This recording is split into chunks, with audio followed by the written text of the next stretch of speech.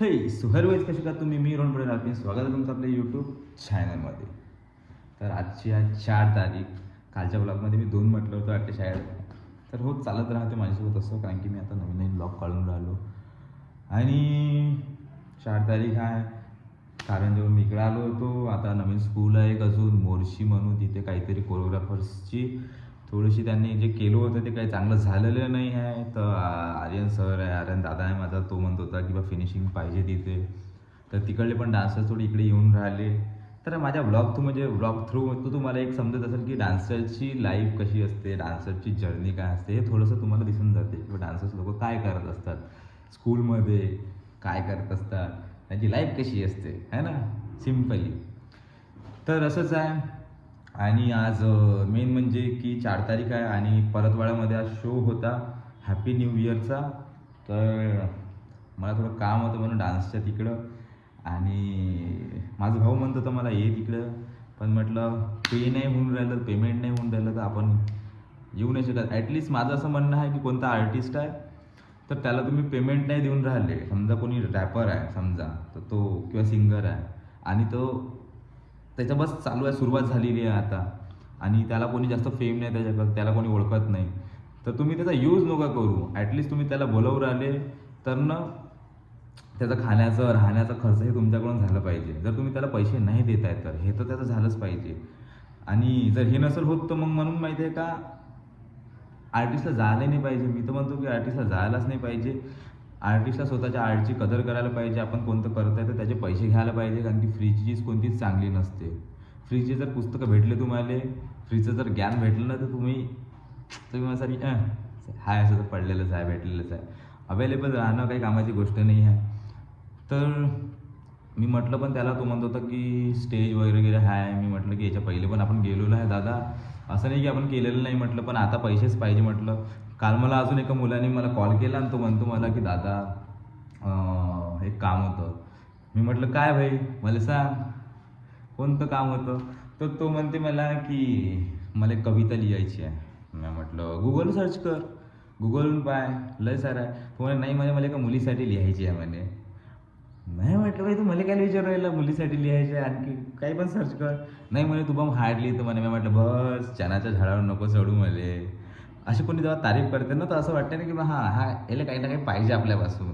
मी तर समजलो त्याला हे पाहिजे होतं म्हणून, पण तेव्हाच माझ्या दिमागात म्हटलं की नाही ठीक आहे तुला देतो मी, पण एका शर्तवर की पहिले तू मला 500 रुपये पाठव. आणि त्याला म्हटलं मी की बा तुला किती लाईन्स पाहिजे. तो म्हणे 1-2 लाईन. मी म्हटलं ठीक आहे 1-2 लाईन 500 रुपये पाठव, तुला तुझी कविता भेटून जाईल. मुलीसाठी लिहायची होती त्याला. काय माहिती तुम्हाला लफडेबाज दिसतो का मी, पोरी पटवणार ना. हां तू मला असं आणि काही चांगलं विचारा है ना. तर बस तेच की आता ते तिकडून येणार होते मोर्शीला, मला जायचं होतं, ब्लॉग चालू करायचा होता. मी म्हटलं का कुठून चालू करा, तर बस तुम्हाला तर माहीत आहे. आणि थोडंसं इकडलं तिचा कलर वाला निघाला का तिथं दिसत असेल गाईस तुम्हाला, ते व्हाईटवाला दिसते का, हां हे तिथं माझा बूथ होता, वोकल बूथ. तर तिथं मी माझे गाणे रेकॉर्ड करत होतो. आता सध्या स्टुडिओमधूनच गाणे येत आहे, स्टुडिओमधून गाणे येत आहे. खूप गाणे आहे 2026मधले.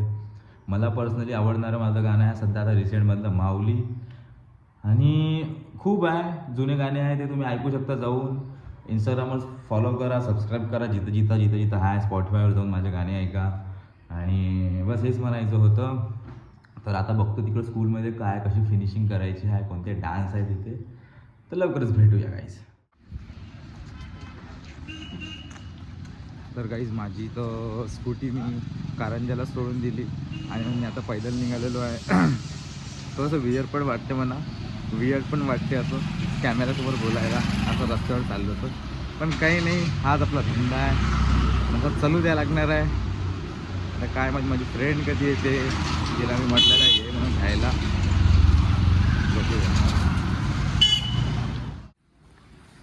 श्री संत गजानन महाराजचं मंदिर आहे.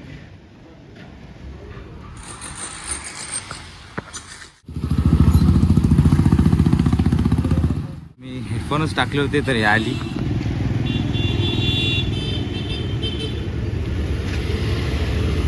माहित आहे ना तुला महर्षी, ए महर्षी चलो.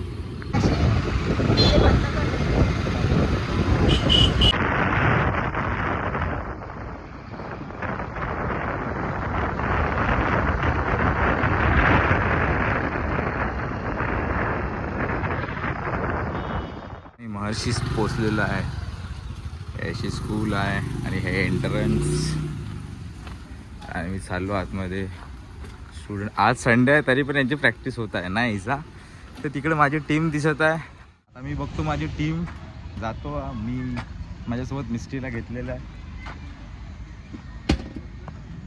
तू इथे किती वेळा डान्स शिकवला? 3 वेळा. तर काहीच माझा ग्रुप तिकडे वेट करत आहे आणि जातो भेटतो तुम्हाला दाखवतो काय सीन नाही. मला पण त्यासारखं काय तुम्ही ॲडी सर एक नंबर दादा. कसं काय ब्लॉग चालू आहे? नमस्कार. बहिणीला काय आणलं सोबत? काय म्हटलं? त्या बहिणीला काय आणलं सोबत? हे आणलं सर. हाय शिका. अरे तू काहून चेहऱ्याला काय सांगितलं? काय टाकलं? My product. This is your product really?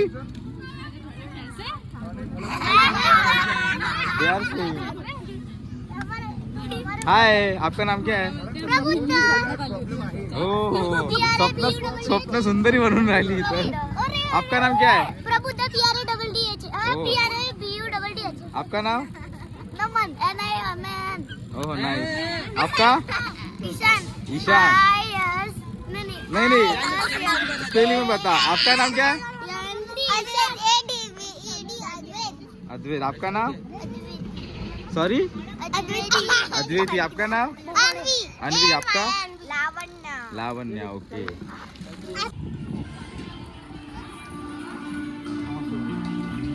कोणी शिकवलेला डान्स हा?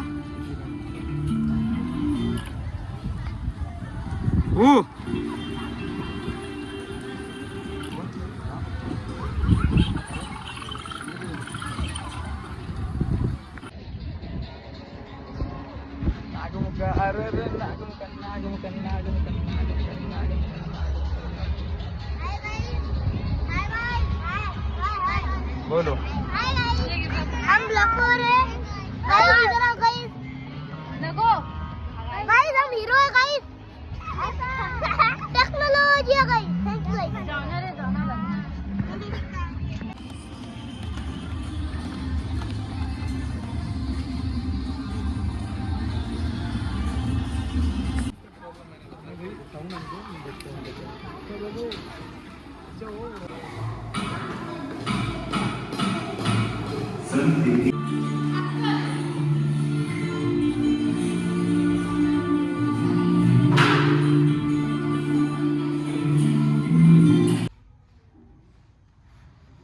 तर गाईज मी गेलो होतो त्या स्कूलमध्ये आणि काही म्हणजे मला आवडलं नाही. फिनिशिंग करा जोगता काही तो डान्स पण नव्हता. मला आवडलंच नाही म्हणून मी काही त्या डान्सला हातच नाही लावला. मी म्हटलं त्यांना की माझ्याकडे दुसरी थीम आहे. पण झालं आता असं.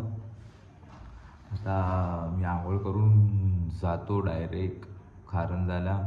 आतापर्यंत मी झोपलो आणि बस बेड लावला आणि आता आंघोळ करतो खाली जाऊन आणि बॅकपॅक करतो. थोडीशी जे काय कपडे वगैरे टाकायचे आहे टाकतो आणि जातो. तर आजचा ब्लॉग इथंच आपण एंड करूया आणि भेटूया नेक्स्ट ब्लॉगमध्ये. तोपर्यंत बाय बाय. Peace out.